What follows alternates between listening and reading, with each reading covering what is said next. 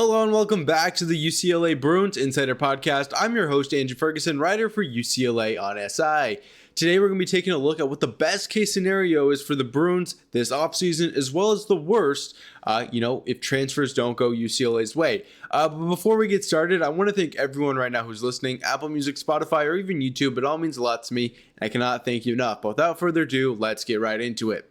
So we've kind of been covering, UCLA's offseason, kind of identifying the players who we don't want to see leave, the players we want to see come in, and kind of how that affects UCLA, moving forward as a team. So again, this kind of adds on to, those episodes that I've made recently, and just kind of talking about kind of putting it all together, what a UCLA team could look like next season and why, these are the best case scenarios.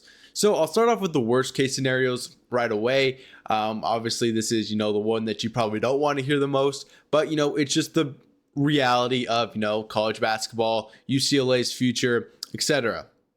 So when I kind of look at this UCLA squad and what they have now, you got to remember the key players who are going to lead UCLA next season. We're talking about Trent Perry, Eric Daly Jr., Eric Freeney, Brandon Williams, guys like that who are going to make a significant impact next season if they were to stay for the Bruins.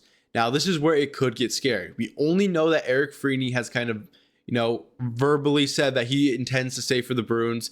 I covered that as well. But, as for the other ones, I believe Xavier Booker might have said something. But anyways, we're not too sure what Trent Perry and Eric Daly Jr. are doing yet. The transfer portal is still open. They could, leave at any moment. I know they are hot commodities. They are great players. They will really benefit another team if they decide to leave, which is why UCLA cannot let them leave.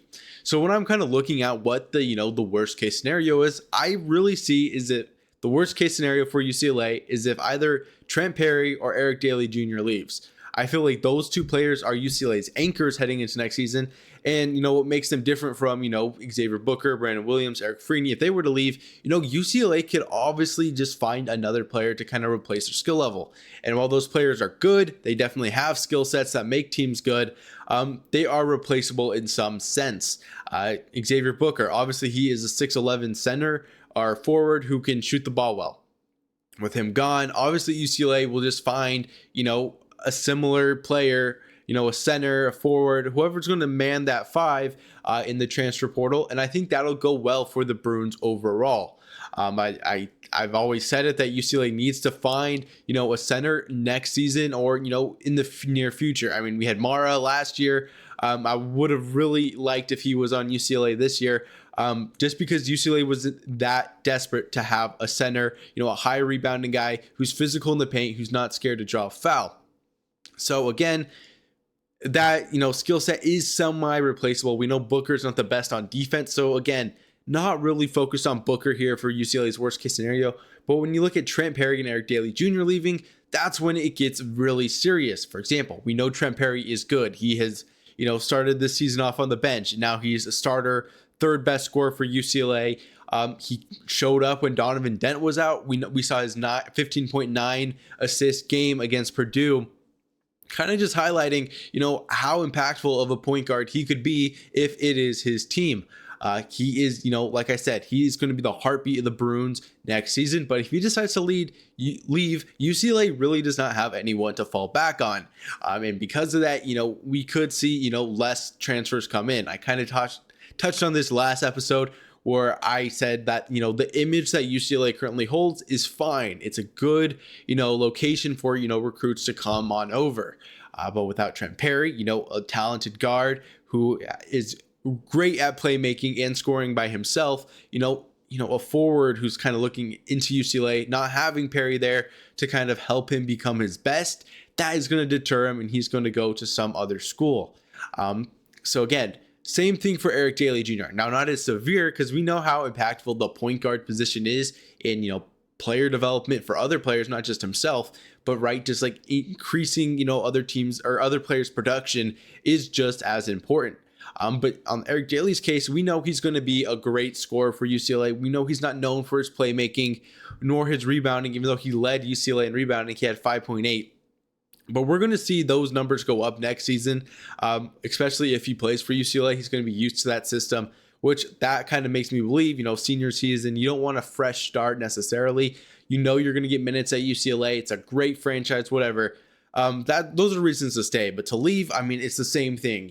He's a great player. Teams are going to want to have a forward who will, help Daly grow, and make him, an NBA draft pick. Because right now, his future is a little uneasy, right? We don't know exactly where he's going to go if he decides to enter the draft, but we do know he will be better off staying one more year in college and developing.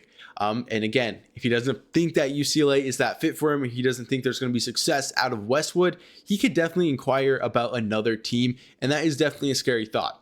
So again, when you're looking at this worst case scenario, it's those two players leaving and then the implications that come with that. Those being, players coming in, not really being excited about this UCLA team. Most people who enter the transfer portal are not necessarily freshmen. They're, juniors, entering their senior season, trying to get the most out of it, trying to go to a team that makes them the most competitive. If UCLA doesn't have those two players, that really goes away. You're not going to want to waste, a season on a mediocre Big Ten team when, teams like Michigan, are calling, asking for them to join their team. Purdue, same thing. Illinois. I mean, the Big Ten is crowded, and if UCLA just looks ugly on paper, and obviously I've talked about Mick Cronin, him kind of maybe deterring players, especially with how the media has portrayed him as a loudmouth, a guy who, humiliates his players, doesn't stand by his players. That's a hard pill to swallow if you're a recruit looking to play for a team, because you just don't know what that is like until you're actually in the building. And I know Mick Cronin is a great coach, blah, blah, blah, amazing coach, great player coach as well. But how the media portrays him kind of says otherwise. And that could be concerning, because again, transfer portal is a very sensitive topic, same as recruiting goes. But again, that could be a serious issue. So again, if you lose one out of the two players from your core that I kind of mentioned earlier, that is going to hurt UCLA's reputation, their image, and that's going to be harder to pull in more people. So again, and then you got to think about the years after that. If UCLA struggles, this season, next season, whatever, it's an image thing. It's going to make UCLA look a lot worse. Players are not going to want to play for them because of, the lack of success. And especially in this era where success, is, the golden rule when evaluating where you want to play. You want to play for a team. You don't really want to build a team. You're not going to stay there for 4 years and kind of build them up. On your senior season, you have that moment where, you make the game winning shot. That's not how it works anymore. It's whoever the highest bidder is, the team that's going to set you up to be an NBA draft pick, and, a team who's going to want to win championships. And if UCLA proves that they cannot do that, that is going to be very troubling. But again, so yeah, that's kind of just the worst case scenario. I think UCLA would just look really ugly on paper, and that's going to affect how, the future operates in Westwood. Next, I want to kind of talk about, the best case scenario. What is the best case scenario for UCLA?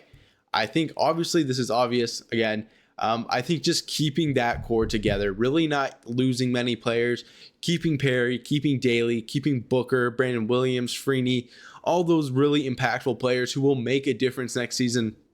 If you keep them, then you have a starting point that could be really bolstered up by the transfer portal. And I talked about it. Miles Bird, Kyle Evans, Isaiah Johnson, players who could come to UCLA and potentially change, the culture, the dynamic, make UCLA into a winner. That is what is on everyone's minds when it comes to, what Westwood is supposed to look like. And I think by having a successful, transfer portal with the core that's already in place, you are going to have one of the better teams in the Big Ten. And honestly, it's up to how Mick Cronin operates and kind of pushes them to that, standard.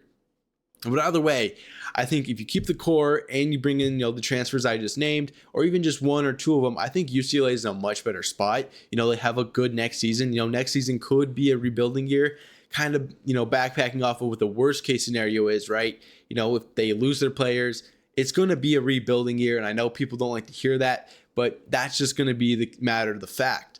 But again, if you can avoid that by hitting hard in the transfer portal, keeping your core players, I think UCLA could easily be, a 25 plus win team, entering March as, 4 or 5 seed. kind of meeting the expectations that they had previously, entering this season, right? They were, ranked number 12th in the country, I believe. Again, just putting them in a really good spot to be successful for the years to come. We know how great seasons can affect schools, long term. Obviously, the Blue Bloods aren't really affected by this because, again, they are known for their college basketball success. But either way, in modern era basketball, UCLA has not really done anything. So again, if they can make a deep run next year with, the roster that they build this offseason, which includes, filling in that center position, getting a nice point guard to kind of complement Perry, and obviously getting a forward who's going to kind of fill that void of what Bilodeau is leaving. That is honestly the best case scenario for UCLA. And if they could do that, it will be a very good season. I have no doubt about it. But that's kind of all I have today. I hope you guys enjoyed this video. I'm your host, Andrew Ferguson. And again, make sure you are keeping up on all of my articles on all things UCLA Bruins. Also follow me on Twitter, @FergusonJRN. I always post my articles there. I always kind of give, I always, tweet what's on my mind, stuff like that. So definitely take a look at that. And again, much appreciated. Thank you for watching. And as always, forwards up and have a good day.